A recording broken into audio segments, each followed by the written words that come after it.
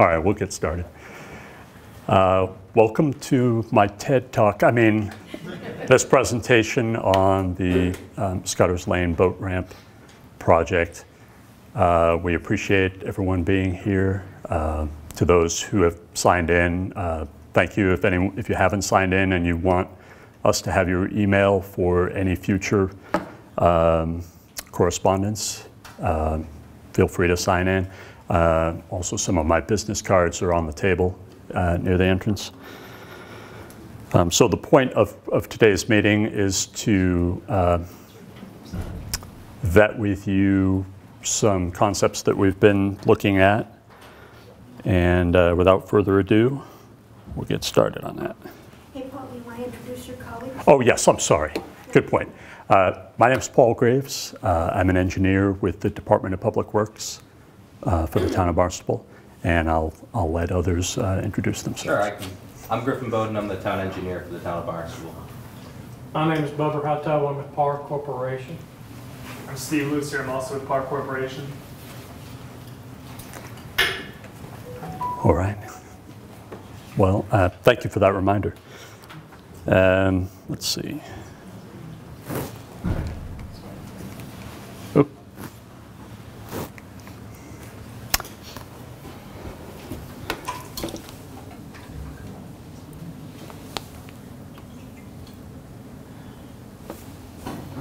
All right.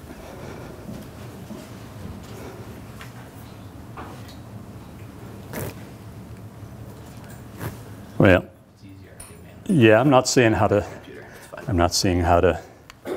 move it on this. But anyway, yeah. So we're going to review stakeholder input that we received previously. Look at existing conditions, our proposed scope of the work, some other options that we should at least consider. And then, schedule, funding, contact info, and most importantly, your comments and questions. So, yes. How do you define stakeholders? Who are the stakeholders? That's a good question. I think first and foremost, the users of the facility would be stakeholders, but that's a broad group in and of itself. It might be, the people who are shellfishing. It might be recreational users. It might be, people who live in that area. It might be visitors. So, that in my mind, there's the word stakeholder is a broader group rather than a narrower group. But I'd be interested on anyone else's input on that. Do you have a particular thought on that? No, my question is, this is the first we hear of this, and we consider ourselves stakeholders since we're residents on the street. But we haven't heard about this until a couple of days ago. When we heard about this meeting, we knew that there were plans being discussed, but that's fine. Well, I appreciate that you're here, and I did receive some calls from folks on the street and on the lane, and I'll tell you what I told them, that we try to reach everyone, but after this meeting we'll have whoever provided us email will have that, and we'll build an email group that we can use if there's any future correspondence. In the meantime, today is not the last time you can provide input. We'll post this presentation online. I'll notify people of the location of that if you provided email, and you can contact me at any time. My card is on the back table. So the councilors arranged a meeting in August of 2021, which I would imagine some people in this room attended. And the main points we heard from the members of the public stakeholders at that time were keep the project simple, minimize any changes to the site. They talked about issues at Bayview boat ramp that we really need to avoid here. Namely, we don't want granite curbs. We don't want riprap where it's inconvenient for users. And we need the ramp to obviously have good traction for vehicles maneuvering up and down it. There was some interest in adding parking, or at least maintaining parking that's there now, and space to maneuver around in the parking lot, and maintain the ability for users to drive onto and off of the ramp from an angled position rather than head-on. And also, there was mention of the need to improve stormwater management at the site. And all of those are very good input, and the things that we're proposing are consistent with those tenets. So just in case anyone isn't familiar, the boat ramp is in a deteriorated condition, as illustrated here. There's a side view of it where you can definitely see the condition of it. It needs to be replaced for users, the long-term benefit of that ramp, and also for safety reasons. And speaking of safety reasons, the revetment is crumbling. It needs to be replaced to protect the parking area, and the guardrail that's there obviously is falling down and needs to be replaced as well for public safety. There's a view of part of the site, and you can see there's a fair amount of sediment deposition on the pavement there. Our stormwater management improvements that we'd like to make would capture stormwater better and filter it into the ground, so that hopefully we're creating less erosion to the beach and to the boat ramp area itself. There's an illustration or a photo of where there's a catch basin underneath the parking area. Some drainage goes there, as evidenced probably by the sand there, but we also see a lot of runoff just pass by that area. We need to improve the capture. Again, on the road, it's a fairly steep stretch of road there, and a lot of the water, we think, the runoff just skims over these catch basins. So we need to add some more that will better capture it and intercept it before it causes erosion downhill. On-street parking, obviously people park on the shoulder, and that most of the time still provides emergency vehicle access. Sometimes when it's really crowded, that gets a little dicey in there. And parking on the shoulder can contribute to some erosion, as you see a little bit here. So what we'd like to do is to address those issues by reconstructing the boat ramp, obviously, and the revetment and the guardrail. We want to, as we talked about, improve the capture of stormwater runoff so it reduces erosion and sediment transport.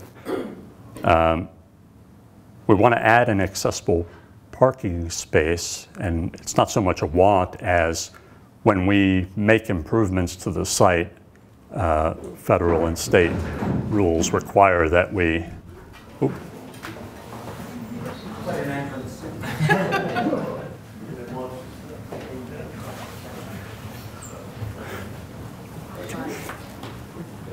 Federal and state rules require that we provide handicap access. And so we're looking at also an accessible ramp from the parking lot down to the beach area itself too. We want to make sure that trucks with trailers can turn around in the parking lot. We think they can now, but we might make that a little bit easier for them. And ultimately, if we do grading improvements and put in extra catch basins and different things like that, we'll probably need to repave the parking lot as well. So this is a schematic. I apologize if it's too small on this screen, but it basically just points out those areas. I'll step over here for a minute in case it's helpful. So obviously rebuilding the boat ramp, probably in its same footprint. There's a revetment on this side that is failing and needs to be corrected, and the guardrail above it.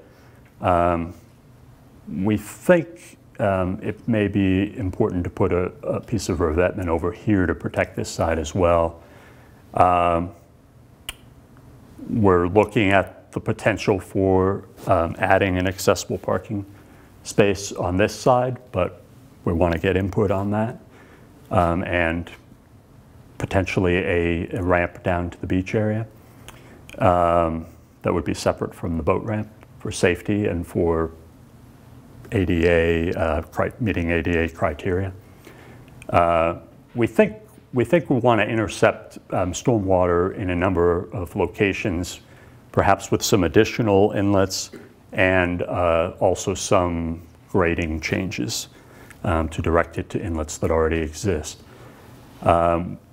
Again, we think there's sufficient turnaround capability for those who need it in this parking lot, but we may want to shave a little bit off this corner, for example, to enhance that ability. And then, of course, we want to maintain the parking. So those are the things that we think are necessary for the project. And we think that those are consistent with the input that we previously received from stakeholders. Now, here's some additional illustrations. The boat ramp schematic that you see there, that blue outline next to it represents salt marsh. And so we want to avoid impacting the salt marsh if we can. Our preliminary design proof of concept illustrates that we should be able to reconstruct the boat ramp and even add an accessible ramp without impacting the salt marsh, we think. And then again, we may need to do some grading changes in here to better capture stormwater. We may need to add some more inlets on the hill and the revetment area, and possibly in addition to the revetment area, and possibly putting accessible parking here, which also requires this access aisle, and would want it to be close to the accessible ramp down. And then I think we have one or two more pictures. There's an illustration where using engineering software, it appears that a vehicle pulling a trailer can make a turnaround maneuver if they need to. If they're entering the site head on and then need to turn around to back down the ramp. We know that's not the only type of vehicle that users have out there, but we wanted to check that. That would have the most constrictive turning movement other than, say, a fire engine. And then we get to things that we're not necessarily proposing these, but out of due diligence, we want to seek input on them. We don't want to go through permitting and generate bid documents and then find out that someone wanted one of these things. So we're going to ask the questions now. So we heard at least some stakeholders in that prior meeting indicate we want to stick with asphalt. And that's something that can be done. But we might be remiss if we don't point out that cement concrete is also a viable option especially if you use V-notches, which create a high degree of traction for vehicles on that.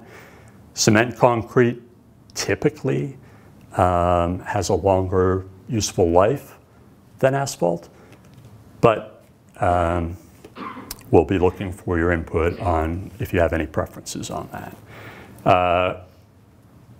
Crushed stone on the shoulders of the ramp could help in stabilizing that area for those side entry maneuvers that folks want to continue having the ability to do. This would be like 3/4 inch, nominal 3/4 inch stone that would be angled at the sides of the ramp. We'd be looking for your input on whether that's something that folks would like to see. Some ramps have an extension on the beach area with pervious pavers. I don't know that that's needed. People I've heard are happy with the beach area as it is, as a landing and deploying area, but there may be some advantages to this as well. So we'll be seeking that input. Right now, I haven't seen any designated areas for trucks with trailers. Obviously, I've seen some of those parking along the side of the road, and there are places on site where someone could physically do that now. Whether we would want to stripe them as such, sign them as such, I would refer to seeking input on what people feel is needed there. The on-street parking that currently exists, again, your vehicle is pitched at a fair angle. It might be hard for people on the passenger side to get out. It might, to some extent, limit the parking more than it otherwise would be if it was a little bit more of a level landing there. So whether that would be paved on-street parking or gravel on-street parking, again,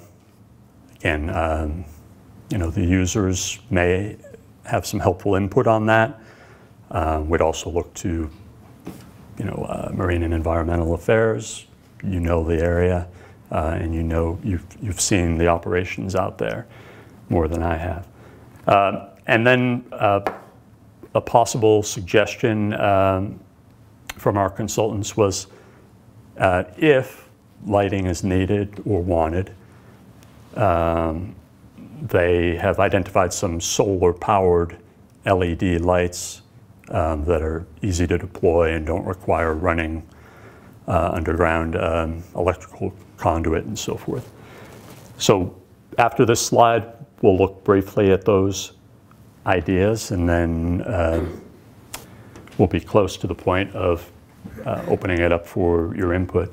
So here's an example of a double-wide cement concrete ramp. This is at Gary Brown in Hyannis. That's just an illustration to show you. Again, we're not planning to put curbs on ours. This one also does have the V-notches, but there's a better illustration of the V-notches in the next slide. This one's at Prince Cove Marina. Again, that has curbs. We're not planning curbs. But this illustrates the traction that those V-notches can provide. That's just an illustration of what that small diameter stone looks like, and potentially where that could sit next to the ramp on either side. That bluish area below the boat ramp illustrates where these types of pervious pavers could be used to further extend the hardened surface, if that's desired, if that's a good idea. Right now, there's a number of large boulders on the beach that we think it would be prudent to reorganize into a line. You see part of that area does have a line of boulders that roughly corresponds to the property line of the site. We would like to organize some of the stray ones again into that line. That would, we think, make it a little bit easier for users to park or walk down on that side of the ramp. And we could do it in such a way where if we needed to leave spaces between the boulders for people to pass, we could do that. This illustration shows what potential on-street parking could look like. And then the circled items illustrate where longer truck with trailer parking spaces could be positioned. And those are some illustrations of solar LED lighting. We did look at the double wide ramp. It definitely would infringe on the salt marsh. We doubt that that would be able to be permitted. We're also not sure that anyone wants it, but we're showing it here just to point out that we looked at it as a check on feasibility. Our anticipated schedule for the remainder of the project, obviously we're conducting this public meeting. We'll post the presentation afterwards. We'll continue to receive feedback as we move into the next step of preparing plans that can be used for permitting purposes. We expect to have another meeting after we get the input from this meeting and we generate a set of plans that reflect the input from this meeting as well as the first meeting. Then we expect early next year to have another meeting like this just to provide feedback to you and get any remaining comments from you. And then there's a lot of environmental permitting that will be needed. That will take a considerable amount of time. We do also need to approach Old Kings Highway Historic District as this site is in that district. We don't think that there'll be any concerns on that, but it is important that we take that step as well. And if all goes well, by the middle to end of next year, we would expect to have received the permits that we'll need to construct the improvements at this site.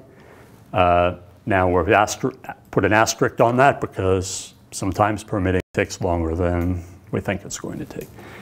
But if all goes well, we hope to bid not this winter, but next winter. And then in the spring, perform the construction. Now, we do need input from both MEA and stakeholders as to really the best time, if there is a best time, because when we do construction, we're likely going to have to close the site for a number of weeks. And people will have other ways to access the area, but it won't be as convenient, obviously. So we are looking for that input as well.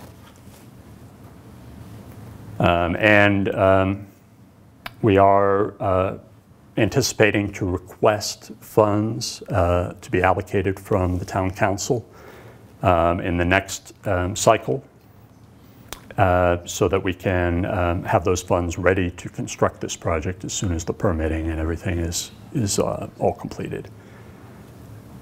So with that, there's my contact info, cards on the back table. It's really time now to hear your questions and comments, please.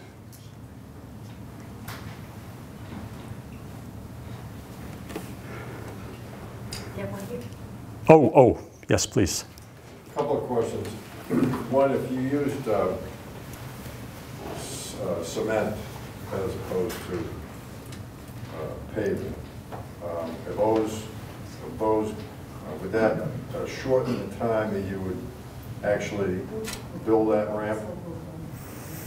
In other words, are these slabs that you put in place, or is it poured? Well, that's a good question. I've seen it done both ways. Bubba, what would you suggest? It's probably, if we do what you're referring to as a push-in boat ramp, where the slabs are, we can get those with V-notches put in them as well. In actuality, once the concrete reaches a certain minimum strength, which it probably will within a week, we can open the boat ramp back up. Most concrete strength is based on a 28-day strength, but if we say that we have to have 4,000 PSI concrete, normally you get 4,000 PSI or something pretty close to it within about 7 days. And what we do in cases like this is we will test the concrete with a rebound hammer instead of waiting on the lab to break pills. And or when I say pills, I'm talking about the concrete cylinders that people see on a job site. We'll use a rebound hammer, and when it hits a certain strength, we'll call it and say it's good, and you can open it up. And when would that, would you be able to do that in freezing weather, or it has to be? They would have to keep the concrete above freezing temperatures. There's a lot of different ways to do that. If we have a weak window where we're not going to get down, stay in the, lows below freezing at night, in the mid-30s during the day, then we can probably do it without any problem. But in the wintertime, we'll have to pick a good window to do that.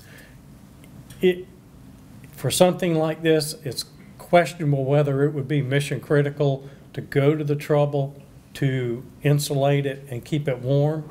But there are a lot of different ways to do that, and it might be in the contractor's best interest to do that. And there's a lot of techniques to do it. Some of them are pretty simple, some are pretty complicated. And that's usually something we leave to the contractor. And something like that, most of the time, is contractor schedule driven. Well, the reason I bring that up is because in the aquaculture business, we're really not doing much January, February. Mm-hmm. But then March, as the weather starts to break, we're starting to move gear. Not that we can't move it from another location, but I'm just bringing that up for your own benefit, so to speak.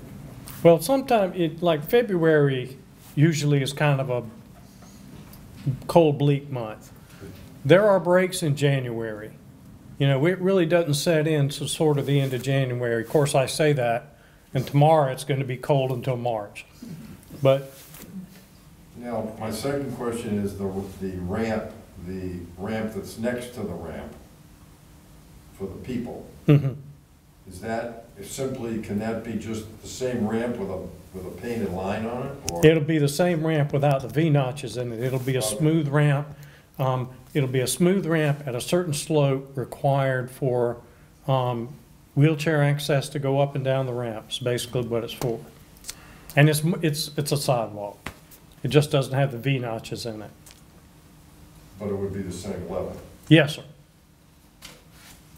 But you're saying it needs to have a different angle though? No, it'll be the same slope as the boat ramp. All right.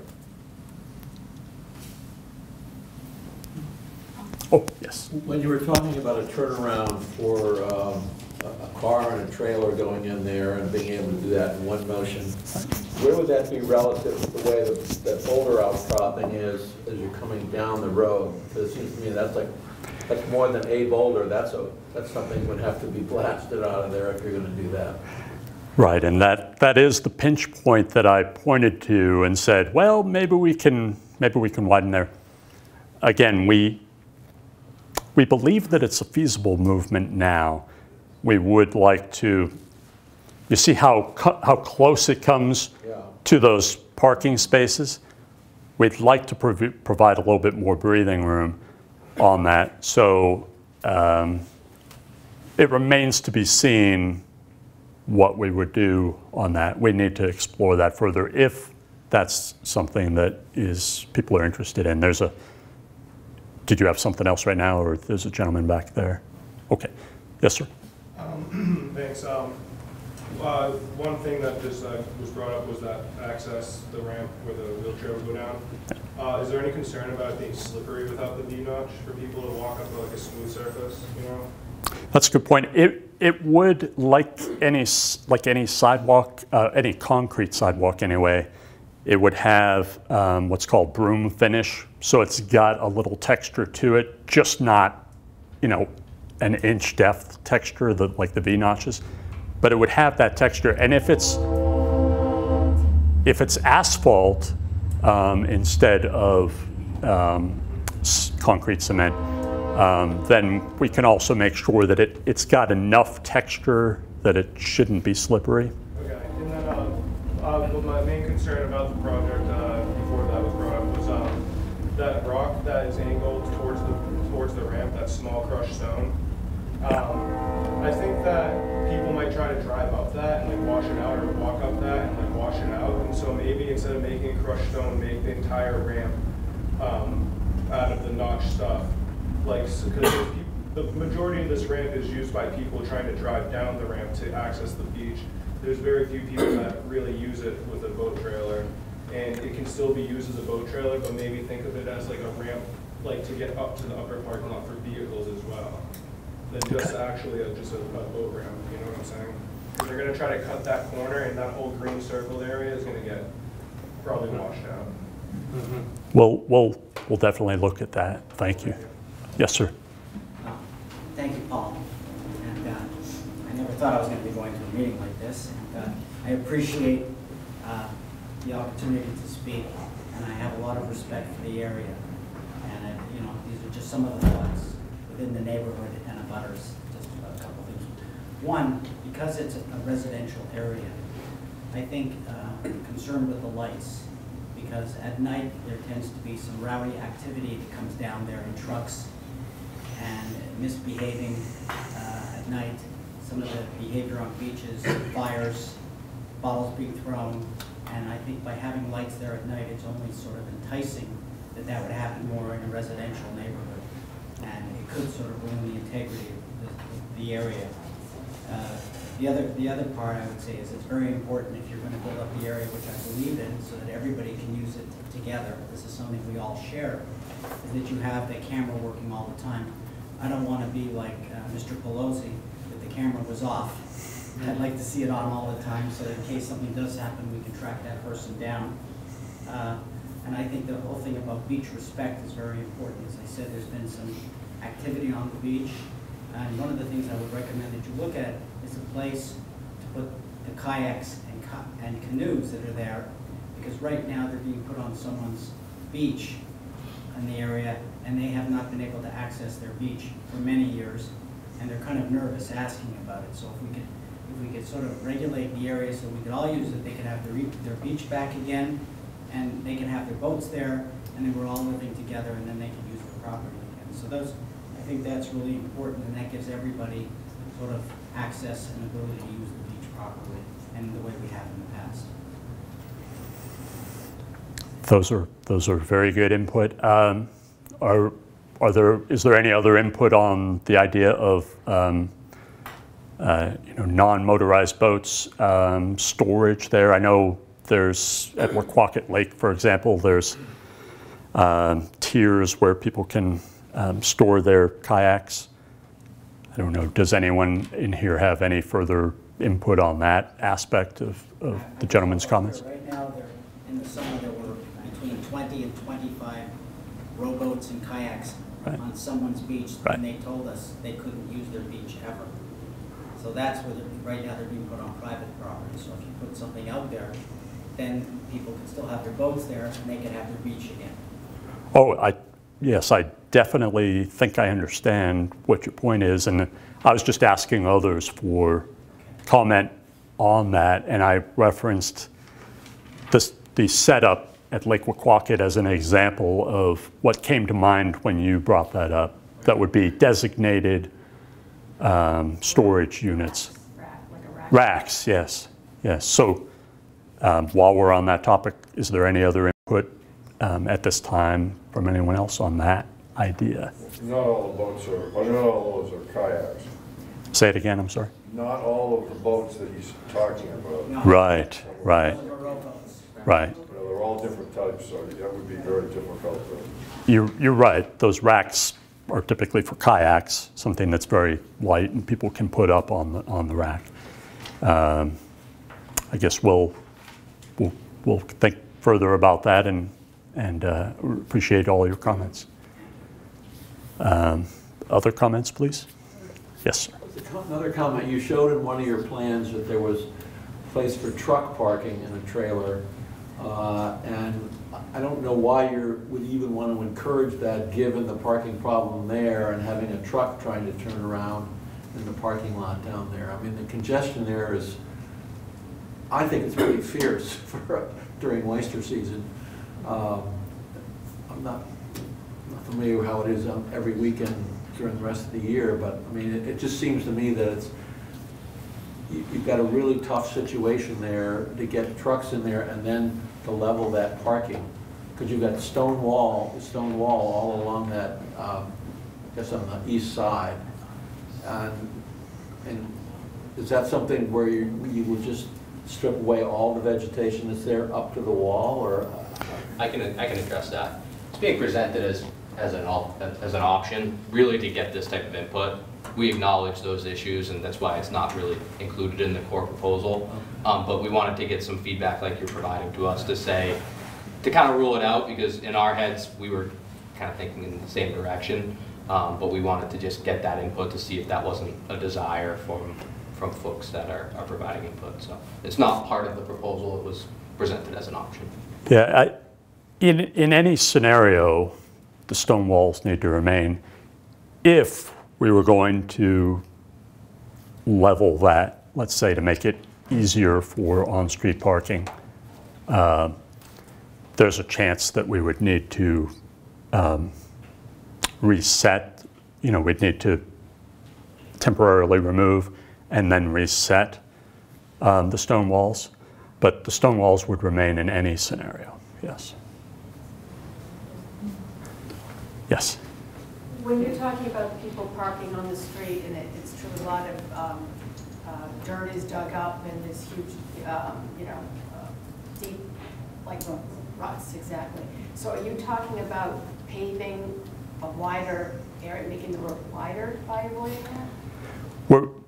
We're not proposing it, but we are saying that is an option that we want to vet out before we get the project permitted and out to bid. We don't want to find out later that a lot of people want that and we didn't consider it. So we're considering it. We're not saying it's going to happen, but yes, it's that area right there where there is an opportunity, if there's a will to do it, to make it easier for people to park and reduce the erosion that currently occurs. And whether that would be paved with asphalt or covered with gravel, those are two different options on how that could go. You're just saying that the wider you make it, they may park even further over and dig up more, unless it goes a little into those stone walls, then there's no further to go. So. Right. Obviously, there would be a limit. The stone walls are a hard limit, right? Yeah. Yes, sir. Is it the town's intent to get more people going down to Scudder Lake?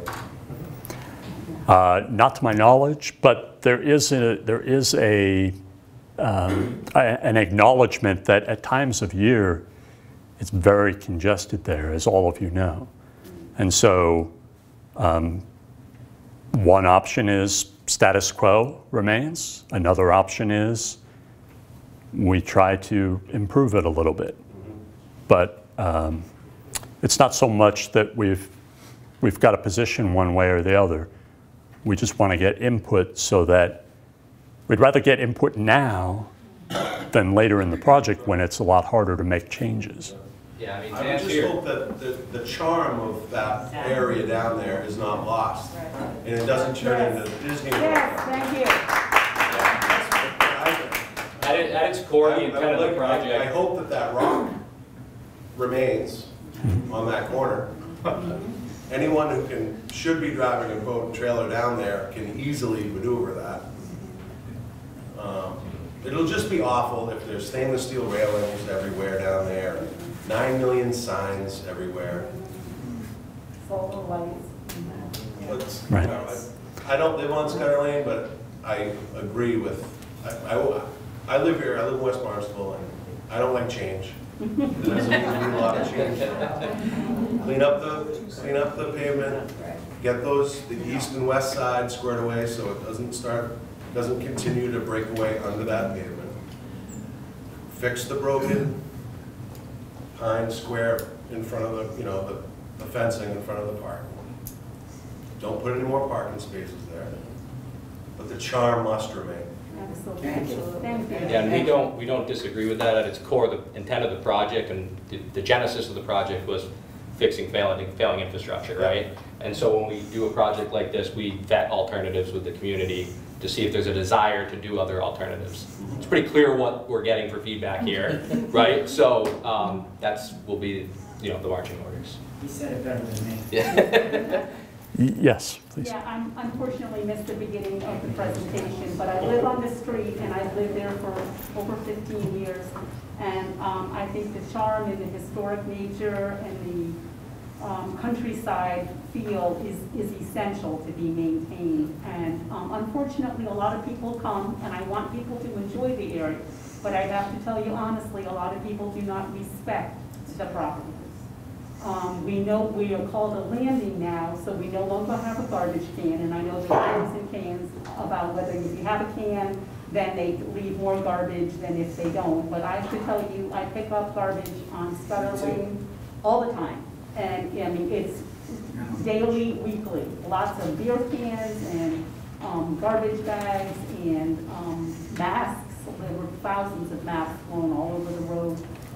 So it's really, and they park all over your frontage, your road frontage, way past the 10 feet.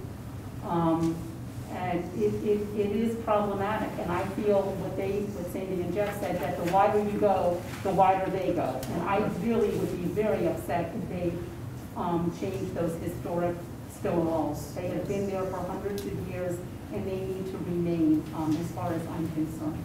So I want to fix and make everything safe. And I was part of the project with all the boulders that came in, and I have to tell you honestly, thank God I took before and after pictures, because we were promised that they would put the boulders back where they were so that it looked like our beach, and that was not the case. And if I hadn't taken before pictures so that I could compare them with what happened, and then we had to get the bulldozer back there to change. So I'm a little leery of these projects, because it was really not done the way that it was supposed to. And when they restored the hill, it was not restored well. They finally just fixed it, 2-3 weeks ago? And I have to say, whoever did it did a beautiful job. It was done with rocks and a little stone wall, and they planted some grass, and they did it very neatly, and I thought it was extremely well done. So hooray to whoever did that. Thank you. Okay, was that your contractor? Well, they did a great That's our job. contractor. Okay, You're- they did a great job with the town. They also Okay. did Yeah. cleaning up of Okay. our. You're- I clean the beach every week. I have to pick up dog poop. It's become a dog park. I have to pick up bottles, firewood.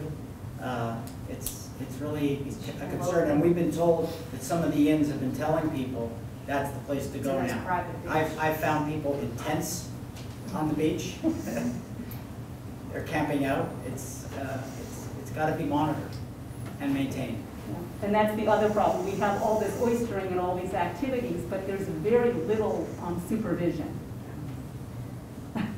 So they put up signs this year, and they did better with the signs and the no parking on the left-hand side of the street than they've ever done. But I have to tell you, it's usually quite a scene, and people do not respect. So I'm apprehensive to make this bigger and have more people there. I think we're going to lose the charm of our street. And there's also a lot of extra pollution. All those extra cars and the freezer trucks they're on for hours waiting for their catches, and they're just polluting the entire time that they're down there waiting. So if you're on the beach, it smells awful. It's really, and those houses down there have got to smell it. So I think we need to be careful. This is really a residential area, and I'm happy to share the wealth and the beauty, but I think we need to do it in balance and control. All right. Was there someone else back there who had a question? Yes. I think it is important to keep a beautiful spot that everyone likes, where people just love to walk there. They love to just sit there. It isn't all littering the beach. I mean, and the boats that are kept on the shore, I can't see racks there. That's not going to work right. I mean, it's just not. It's a gorgeous area. It's a small area, and we should keep it. Just as this gentleman is saying, we've all loved it for so many years. Don't mess with it too much. That's my hope. That's very good input. I would refer back to the gentleman's comment, you know, about the boats that are left on someone else's property. What are some ideas? What? On your side, you go on the side. No one ever goes on the other side. Well, the other family spoke to us, because they couldn't be here, they're not here today, that they have felt for years that they can't go down there because that's where they would sit, that's their feelings. I mean, just like you have an opinion and I do, their feeling is because it's being used as a boat parking lot, they can't use their property there. Perhaps they should write a letter to that effect, so that they can get present to them. I've spoken to Joanne, and I spoke to her today, and actually her issue, she doesn't mind sharing space with other people. What she's worried about is that it's her risk. The risk if somebody's boat gets damaged, and she used to have a sign that said parking at your own risk or something along those lines, and that sign was taken down. So she would like a sign put up, so she's in the middle of trying to get one created. And I said, okay, I just talked to her. Oh, it was her son, okay. Okay, well, I just talked to her today. And I totally get that, you know, I referred to Lake Wequaquet, the racks. I totally get that might not be the place for that. This might not be the place for that. But if that problem persists and if there's a desire to provide small boat storage there, again, provide any input that you have on what you think would be an acceptable solution to that.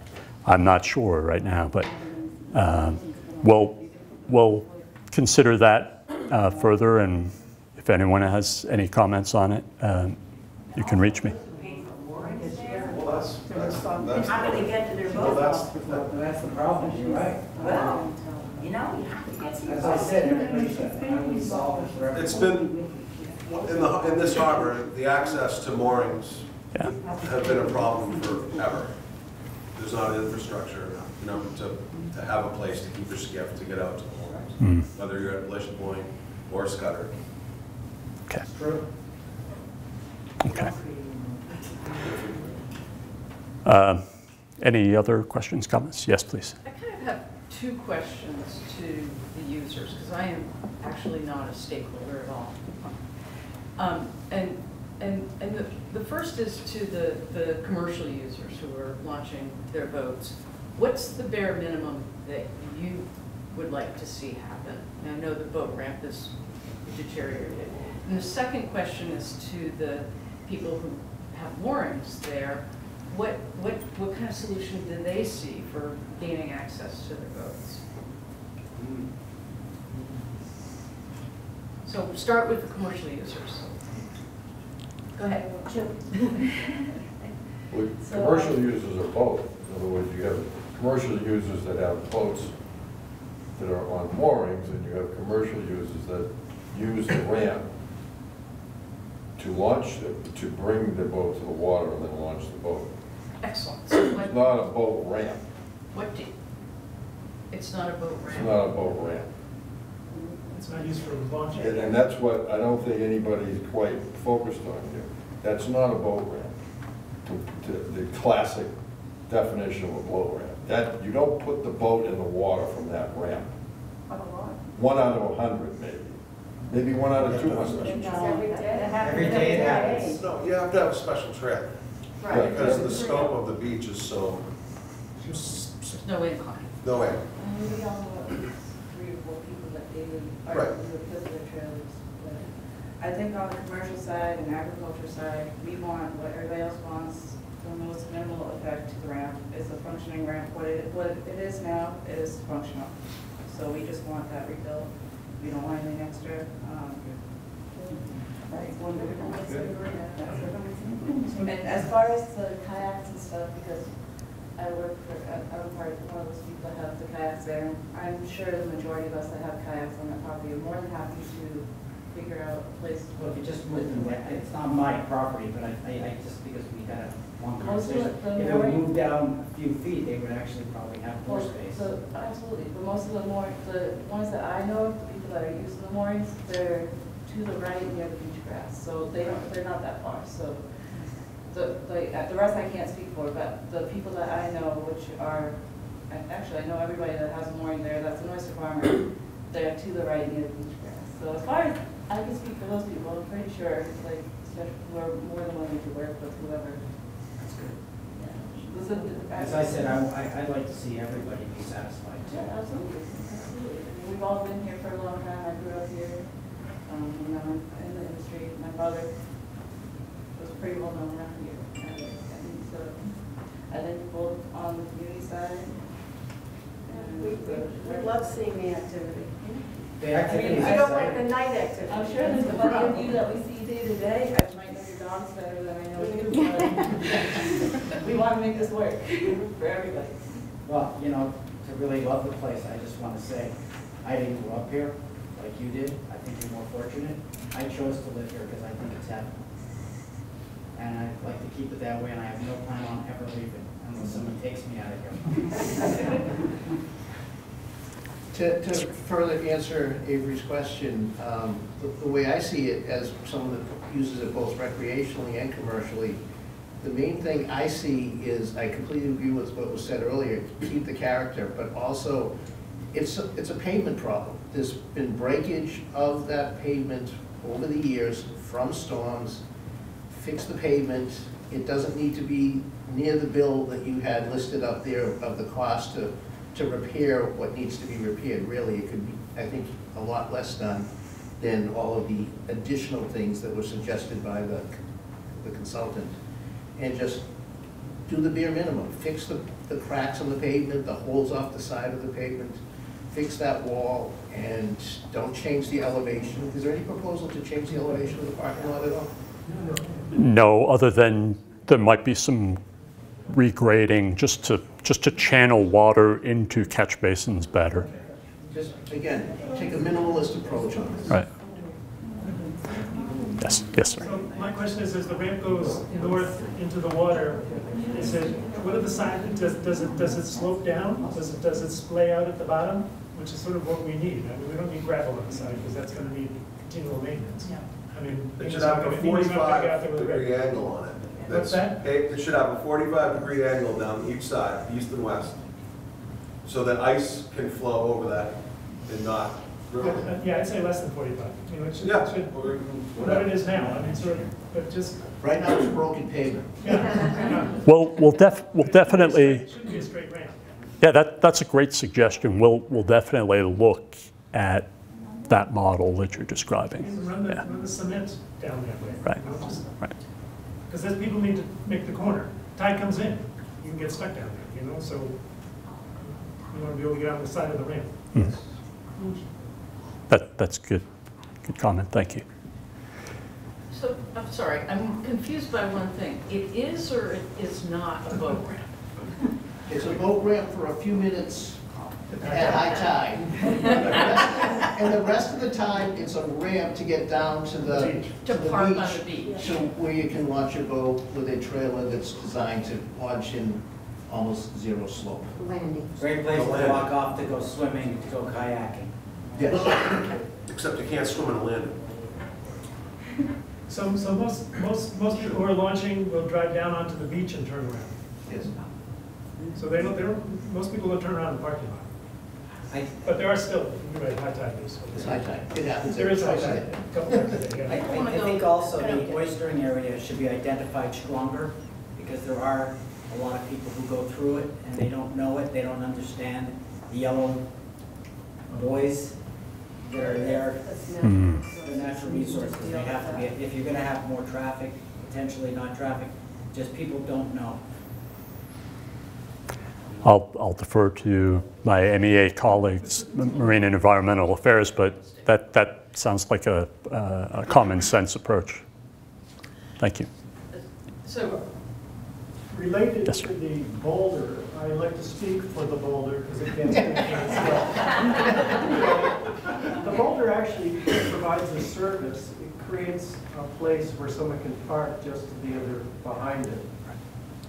Boats can still make the circle, as you pointed out. Anybody worth their salt can make the turn to the trailer. So I think the boulder is important because it's providing space for a car. You know, if you take it away, then all of a sudden, if you're looking for more parking, you're going to lose parking. I totally agree. And it's part of the charm of the site, as some people have noted. So I get that. A service. I get that. And a lot of times those engineering templates are kind of conservative, let's say. So I totally get what you're saying, that many people can maneuver in a tighter way than that. Things have reached a natural equilibrium. So if you start putting in lines for parking spaces, then you're going to be messing with things. It's better to keep it as is. As is, yeah. Exactly. We would at least need to mark the handicap parking space, because that's a requirement by the federal and state governments. But I hear what you're saying. You can do it with a sign. It requires a sign as well. It requires markings and sign. Yes. Yes, sir. From an engineering standpoint, is there a way that you could put edges on the pavement or concrete or whatever you're going to use separate, a 45-degree angle or whatever angle, so that you don't get as much erosion, because you're going to get erosion no matter what. But is there from an engineering standpoint, is there a way around that? On either side of the boat ramp. Excuse me? On either side of the ramp. Right. Yeah. Yeah, we're definitely going to, we've heard that from several people here tonight, and we're definitely going to look into that. Yeah. It should be feasible. Without Yes. putting sides. I'm sorry, what? Without putting sides on the side. Yeah, we get what you're saying. Thank you. Yes, It please. sounds like the replanting that everyone likes and just got done is probably going to get ripped out to do that. That's on the property just west of the boat ramp of the landing, right? I guess the contractor who had done the original erosion project came back and redid the work because I understand. I had a very small amount of involvement in that. They went through extensive rounds with the Conservation Commission to get something acceptable there. So I totally get what you're saying. If that gets disturbed in our project, yes, we would have to either put it back as is or in some other acceptable form. Yes. She's going to take pictures again. Before pictures. We will too. We always do before every project. They lost them last one. All right. Well, any other comments? And remember, if you don't get your comment in tonight, you can still reach me. Yes, sir. Just like what they were mentioning on the sides, whatever you put has to be really secure. It can't be 3/4-inch stone, because when the northeasters come in, that stone's going to roll away just like it does on Sandy Neck Beach. That is a very good point, and we definitely have heard about that tonight. And it's definitely on our list of things to make happen, as long as it's feasible. Yes. Don't make it steel, because that'll just rust and it'll look absolutely awful. Yes, ma'am. Another point. Perhaps you could show a drawing in the Cape Cod Times. I know Cape Cod Times and most of us don't read it anymore, but never mind. The fact is, it would be nice if it were publicized a little so that the people who visit it in their kayaks and enjoy the beauty of that area know exactly what's going to happen. It isn't just for this room. Well, The town did issue a media release, and that's our typical way of notifying newspapers about projects.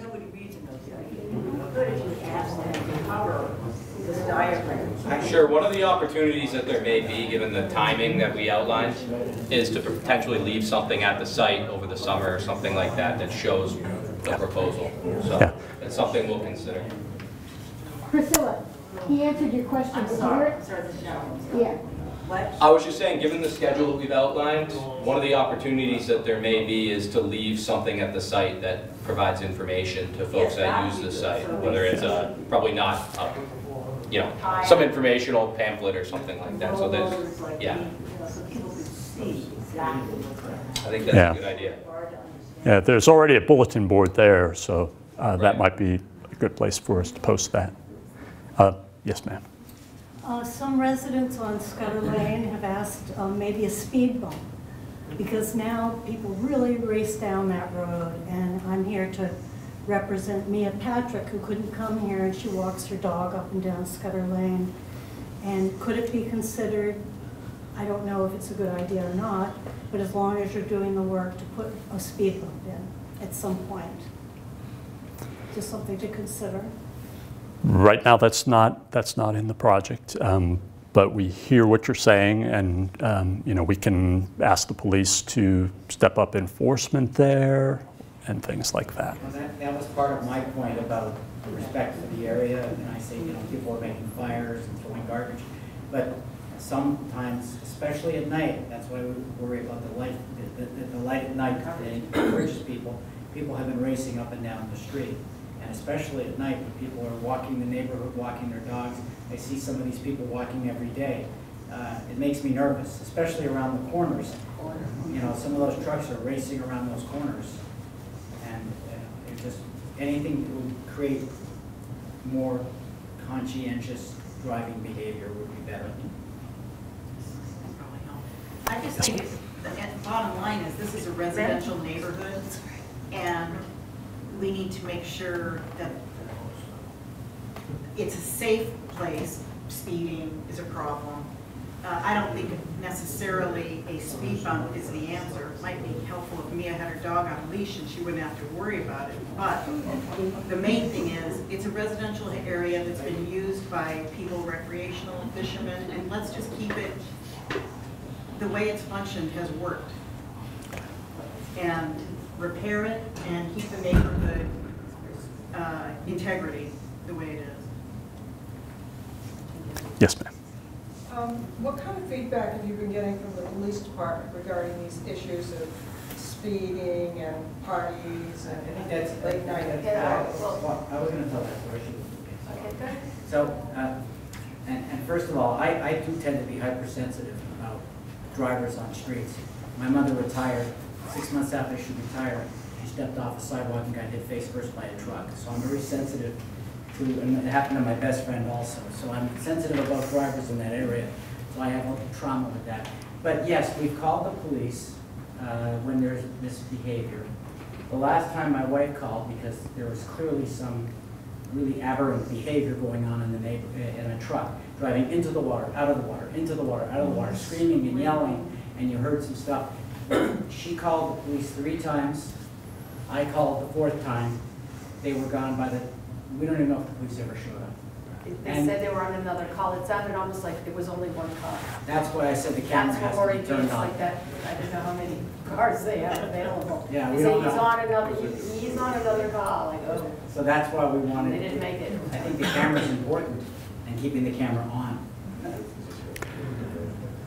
Yes, ma'am. I just want to say, relying on, and I really appreciate the Barnstable police, but relying on them to monitor speed there, it's not going to happen. I worked to get that 25-mile-an-hour speed limit sign put back up on 6A this year, and people do 40 miles an hour up and down and up and down. I've asked them numerous times. They put out the little flashing thing that tells people you're speeding. They never enforce, but I think they were down 17 or 18 officers and really having problems finding people. So I walk on Scudder. I've almost been hit on Scudder. I'm not with a dog who's off a leash, I'm with an on-leash dog. And people, and I'm not saying it's the commercial fishermen, but when we're in oyster season, people come in from all over the place. They're incredibly rude, they park terribly, they throw trash, and I don't really know what to do about it because we want to keep the area nice. We understand people make a living off of that area as well. But if we're not going to rely on the police to take care of that, because it's just not going to happen. I think the message really is maintain the integrity, but keep it for the whole community that uses it, because it is a residential neighborhood. In the interest of time, I appreciate everyone's comments. Feel free to, I'll be here for a while, or you can contact me by phone or email. But I think we're going to, end the meeting now. And again, you have plenty of other opportunities to provide me any comments that you may have. We want to thank everyone for being here. We got very good feedback tonight, I feel like. And, I'm sorry, Councilor. If I may, you might want to say any latecomers, make sure they sign in if they want to. Oh, yes. Please, if you didn't sign in and you'd like to be on our email group for any future correspondence, please do at the table by the door. Thank you. Thank you, Councilor. Thank you, everybody. Thank you.